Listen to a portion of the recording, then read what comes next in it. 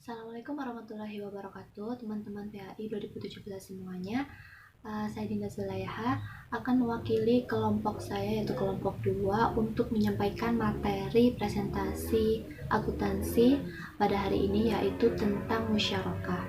Nah, sebelum teman-teman menyimak video ini lebih lanjut, marilah kita berdoa semoga kita, keluarga kita, serta guru-guru kita senantiasa terhindar dari segala mara bahaya, dan khususnya terhindar dari wabah COVID-19 ini, dan semoga ilmu yang kita cari bisa menjadi ilmu yang bermanfaat dan barokah nantinya. Al-Hadiniyah, Al-Fatihah. Ya, jadi tentang musyarakah. Apa itu musyarakah? Musyarakah sebenarnya tidak jauh berbeda dengan mudharabah yang sudah kita pelajari di minggu kemarin. Jadi musyarakah itu artinya percampuran. Sering juga disebut dengan akad syirkah. Musyarakah berasal dari kata syaraka, yusyriku, syirkan, syarikatan, syirkatan, yang artinya kelompok, kerjasama, berserikat, atau bersekutu. Jadi, menurut istilah, musyarakah adalah kerjasama antara dua orang atau dua pihak atau bahkan lebih untuk membuat suatu usaha, yang mana masing-masing pihak ini memberikan kontribusi modal, dan mereka bersepakat mengenai keuntungan serta kerugian yang harus ditanggung di kemudian harinya. Seperti itu.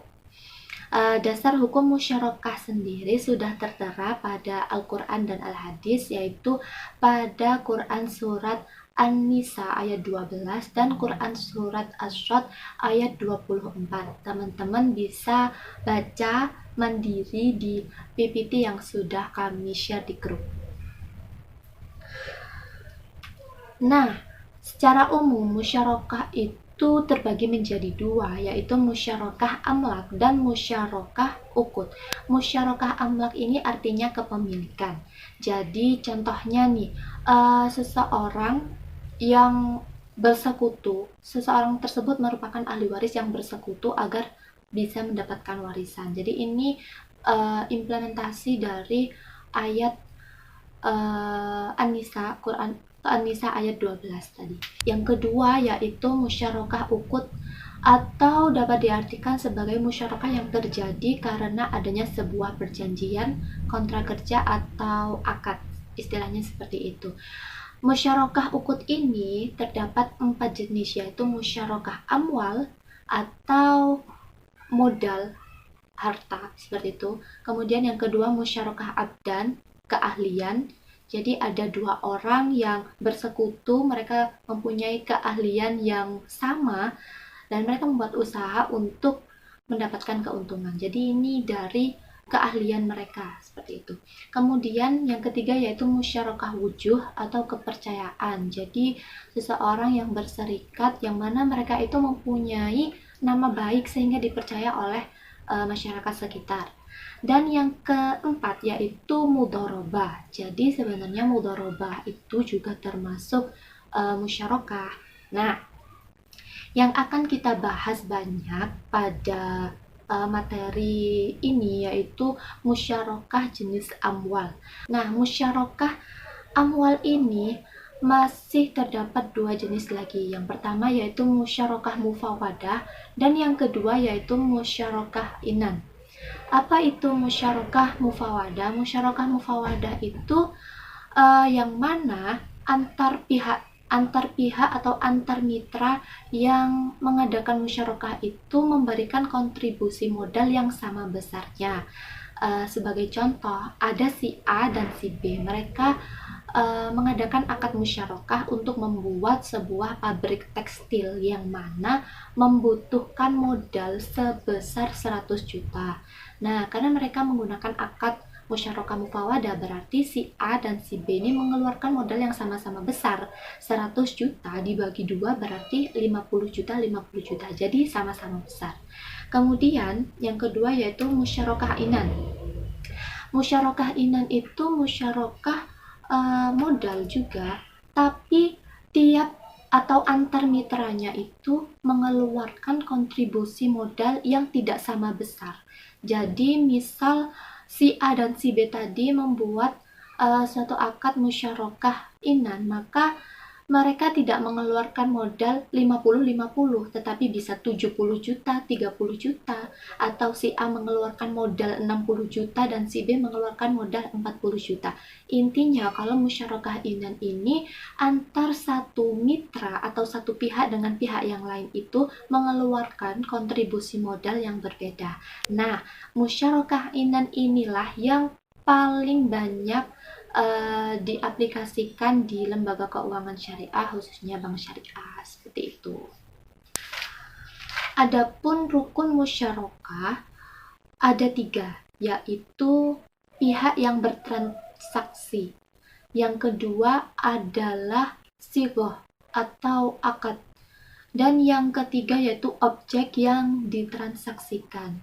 Nah, pihak yang bertransaksi atau rukun yang pertama ini hendaknya orang-orang yang mengerti cara kerjanya musyarakah. Jadi mereka harus sudah balik dan pastinya harus berakal dan harus mengerti tentang cara kerja musyarakah ini.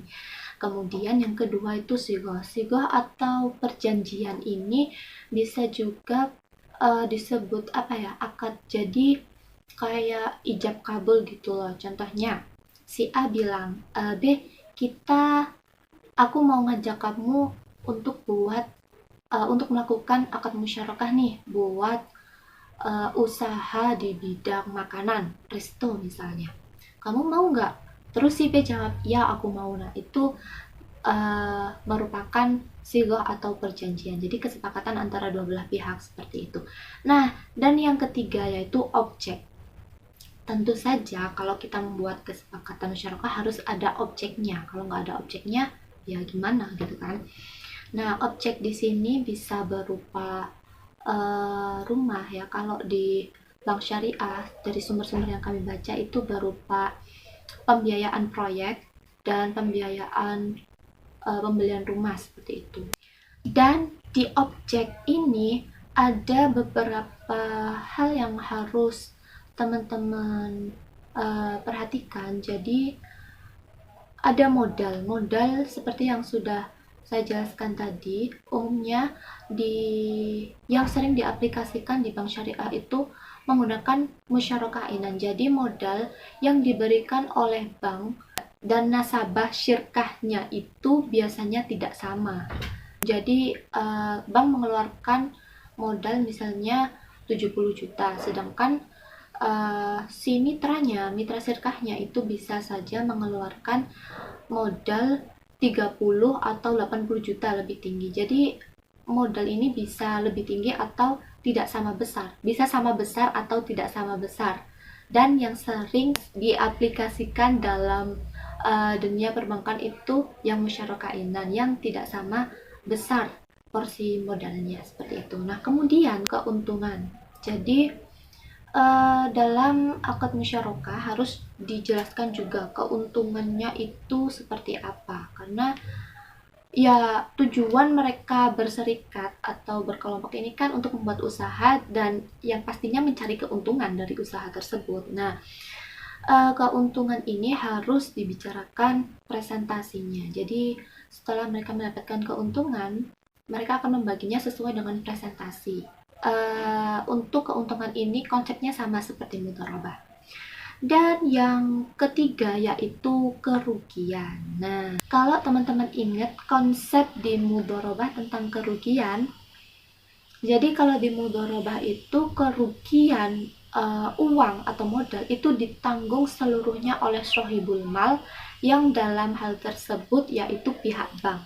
Sedangkan si doribnya atau orang yang mengelola usaha tersebut tidak dikenakan kerugian dalam aspek materi karena si pengelola usaha tersebut sudah mengalami kerugian tenaga dan waktu. Sementara itu di musyarakah ini berbeda konsepnya dengan mudharabah.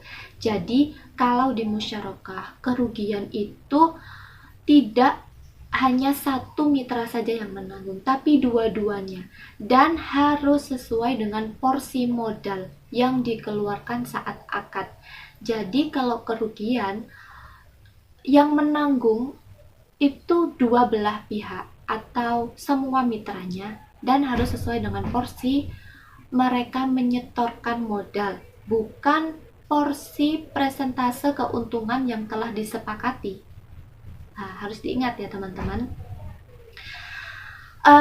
Sebagai contoh yang tadi ya, jadi si A dan si B berserikat, bermusyarakah untuk suatu usaha yang usahanya memerlukan modal sebesar 100 juta. Kemudian si A memberikan modal sebesar 70 juta, sedangkan si B memberikan modal sebesar 30 juta. Nah, sementara itu mereka bersepakat bahwa nantinya keuntungan untuk si A itu 40%, sedangkan untuk si B 60%. Jadi di sini meskipun si A memberikan modal lebih besar, tetapi ia bisa mendapatkan presentasi keuntungan yang lebih kecil, yaitu 40%. Apa itu nggak apa-apa? Nggak apa-apa, itu sesuai dengan kesepakatan mereka yang bermusyarakah. Tetapi kalau nanti suatu usaha tersebut mengalami kerugian, maka harus sesuai dengan proporsi modal yang mereka setorkan. Jadi kalau misal nih usaha tersebut mengalami kerugian sebesar 100.000 aja deh, nggak usah banyak-banyak, 100.000 mereka rugi. Terus si A dan si B ini harus menanggung kerugian berapa masing-masing. Karena tadi si A menyetorkan modal 70%, maka si A juga harus menanggung kerugian 70%. Kalau kerugiannya 100.000, berarti si A harus menanggung kerugian sebesar 70.000. Dan si B, karena dia hanya menyetorkan modal 30 juta atau 30%, maka si B juga harus menanggung kerugian sebesar 30.000 saja atau 30%. Seperti itu. Kemudian, teman-teman bisa lihat skema atau mekanisme musyarakah yang sudah kami lampirkan atau tampilkan di PPT. Jadi sudah saya jelaskan juga. Jadi ada, ini yang paling sederhana, yaitu ada dua pihak. Nah, pihak pertama ini sebut saja si bank, dan pihak kedua ini sebut saja nasabah, Pak Bayu. Jadi Pak Bayu ini mendatangi bank untuk mengajukan akad musyarakah untuk suatu usaha. Nah, ketika si bank ini menyetujui, maka akad musyarakah sudah terbentuk. Dan ketika usaha tersebut menghasilkan keuntungan, maka harus dibagi sesuai dengan persentase nisbah yang sudah disepakati di perjanjiannya. Dan kalau rugi harus ditanggung bersama sesuai dengan porsi mereka menyetorkan modal. Ya sama, teman-teman bisa baca mandiri kalau belum mengerti, atau ulang videonya kalau belum mengerti ya. Nah, terus contoh nyata penerapan musyarakah dalam kehidupan itu apa? Dari sumber yang kami baca ada beberapa memang, tapi di sini mungkin singkat saja. Salah satu praktek musyarakah pada bank syariah itu yaitu membiayai kredit kepemilikan rumah syariah atau KPR syariah. Contohnya ya, si Bayu ingin membeli rumah senilai 100 juta di Mojokerto, tapi ia masih mempunyai uang 20 juta. Nah, rumah tersebut rencananya akan ia gunakan untuk tempat ia tinggal setelah menikah. Tapi sekarang dia masih jomblo, jadi masih ikut orang tuanya. Nah, kemudian ia datang ke bank syariah dan menceritakan keinginannya tersebut. Karena dia masih jomblo, rumahnya nganggur dong kalau dia jadi beli. Jadi dia rencananya akan membuat usaha kontrakan rumah, seperti itu. Lalu ia minta akad musyarakah pada bank. Nah, jadi bank mengeluarkan kekurangan yang dibutuhkan si Bayu, yaitu 80 juta dan 20 juta tadi dari uangnya Bayu. Kemudian praktik yang kedua yaitu membiayai usaha yang mana mengajukan atau meminta dana ke bank dengan akad musyarakah, seperti yang sudah saya jelaskan sebelumnya ya. Jadi musyarakah ini pada umumnya untuk membiayai suatu usaha, seperti itu. Jadi kalau ada nasabah datang ke bank dan meminta akad musyarakah untuk suatu usaha, ya bank bisa saja memberi gitu. Kemudian perlu diingat karena di sini akad musyarakah masing-masing pihaknya itu mengeluarkan kontribusi modal, maka dalam hal ini semua pihak dalam akad musyarakah itu ikut memiliki suatu usaha tersebut atau aset tersebut. Nah, kalau si Bayu tadi, contohnya kalau si Bayu tadi mengeluarkan kalau si Bayu tadi meminta akad musyarakah kepada sebuah bank syariah untuk membeli rumah, berarti bank tersebut ikut memiliki rumah dong. Iya, betul sekali. Jadi bank tersebut ikut memiliki rumah. Di dalam musyarakah juga terdapat yang namanya musyarakah mutanakisah. Apa itu musyarakah mutanakisah? Musyarakah mutanakisah itu di mana salah satu mitra istilahnya itu kayak membeli gitu loh, membeli atau mengembalikan modal yang sudah disetorkan oleh mitra yang lain. Jadi misalnya ya, Bayu tadi kan ia cuma mengeluarkan modal sebesar 20 juta. Tapi karena dengan akad musyarakah, maka si bank juga ikut memiliki rumah tersebut. Nah, sedangkan si Bayu ini ingin memiliki rumah itu seutuhnya. Jadi, Bayu bisa saja mengembalikan uang atau modal yang dikeluarkan si bank tadi agar rumah tersebut bisa menjadi miliknya seutuhnya. Seperti itu. Jadi, si Bayu ini bisa mengembalikan modalnya secara bertahap. Gitu. Jadi, musyarakah mutanakisah itu di mana salah satu mitra itu akan kehabisan hak milik karena modalnya sudah dikembalikan oleh mitra yang lain. Seperti itu. Dan perlu dicatat bahwa akad musyarakah mutanakisah itu akan berakhir ketika kepemilikan nasabah sudah 100% atas rumah tersebut dan bank sudah tidak memiliki kepemilikan atas rumah tersebut. Artinya apa? Artinya kalau akad sudah berakhir tetapi Bayu belum menikah dan rumah tersebut masih dijadikan kontrakan, berarti Bayu sudah tidak perlu memberikan bagi hasil kontrakan tersebut pada si bank karena akad musyarakahnya sudah berakhir. Oleh karena itu keuntungan kontrakan rumah tersebut sudah menjadi milik Bayu semuanya karena rumah tersebut sudah menjadi milik Pak Bayu seutuhnya. Oke, sekarang kita lanjut ke pencatatan jurnal dalam akad musyarakah. Teman-teman bisa lihat atau baca di PPT-nya. Jadi ada beberapa poin yang sudah kita rangkum dari beberapa sumber juga, dan kami rasa itu adalah yang paling sederhana. Jadi yang pertama ada saat bank membayarkan uang tunai kepada mitra atau syirkah. Jadi yang dicatat dalam jurnalnya, pada bagian debit ada pembiayaan musyarakah dan di bagian kreditnya ada kas bank atau bisa juga ditulis rekening mitra atau clearing, tapi umumnya ditulis kas biar gampang. Kemudian yang kedua ada pada saat bank menyerahkan aktiva non-kas kepada mitra syirkah.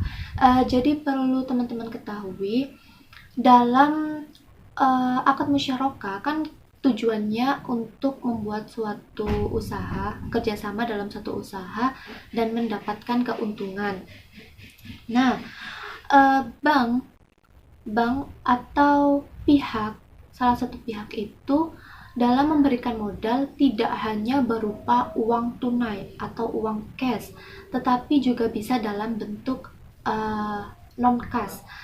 Seperti misalnya peralatan, mesin, atau ya semacam itulah yang pastinya berharga sebagai modal gitu kan.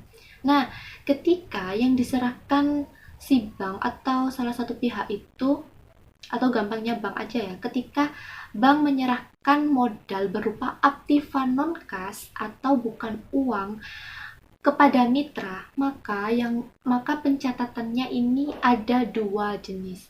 Yang pertama kita harus melihat nilai wajar dan nilai buku atau nilai catatannya.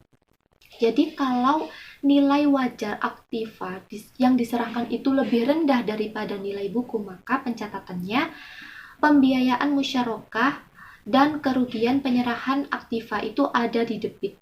Kemudian yang dikredit apa? Yaitu aktiva non-kasnya. Tetapi kalau nilai wajar yang diserahkan itu lebih tinggi daripada nilai bukunya, maka dalam hal ini pihak bank mendapatkan keuntungan. Jadi pencatatannya yaitu pembiayaan musyarakah ada di bagian debit dan di bagian kreditnya yaitu aktiva non-kas dan satunya keuntungan penyerahan aktiva, seperti itu. Nah, teman-teman gak usah bingung, biasanya nilai wajar dan nilai buku itu sudah ada di soal. Jadi teman-teman hanya harus ingat konsep penulisan jurnalnya seperti ini. Kemudian, pengeluaran biaya dalam rangka akad musyarakah yang ditulis dalam jurnalnya yaitu uang muka dalam rangka akad musyarakah di bagian debit dan di bagian kreditnya ada akun kas atau clearing. Yang keempat, ada pengakuan biaya-biaya yang dikeluarkan atas pemberian musyarakah. Teman-teman bisa baca selanjutnya. Ini banyak banget. Ada sekitar 10 poin. Dan sepertinya ada satu lagi. Jadi, biasanya ketika seseorang atau nasabah itu datang ke bank dan mengajukan akad musyarakah, si bank itu tidak langsung mengeluarkan dananya pada saat itu. Jadi misal nih, Pak Bayu tadi mengajukan akad musyarakah pada tanggal 2 Januari. Jadi Pak Bayu datang pada tanggal 2 Januari ke Bank Syariah untuk mengajukan akad musyarakah. Ketika si bank menyetujui, maka pada tanggal tersebut akan ada pencatatan persetujuan akad musyarakah. Tetapi bank biasanya tidak langsung mengeluarkan modal pada tanggal itu, biasanya beberapa hari sejak akad tersebut disetujui, seperti itu. Jadi nanti ketika ada ada keterangan persetujuan atau menyetujui pada tanggal tertentu, itu biasanya ada pencatatannya sendiri. Dan apa yang dicatat di jurnalnya yaitu pada bagian debit bisa ditulis akun kontra komitmen investasi musyarakah. Sedangkan pada bagian kreditnya yaitu kewajiban komitmen investasi musyarakah. Jadi ketika bank menyetujui untuk membuat akad musyarakah, bank sudah membuat pencatatan bahwa ia punya istilahnya punya tanggungan gitu loh. Oh, kita sudah berkomitmen sama Pak Bayu untuk akad musyarakahnya. Jadi kita punya istilahnya punya tanggungan untuk mengeluarkan modal sebesar sekian. Tapi ketika modal tersebut dikeluarkan pada tanggal yang lain, bank juga melakukan pencatatan. Jadi ada pencatatan yang berbeda. Nah, untuk lebih jelasnya teman-teman bisa simak contoh soal berikut ini.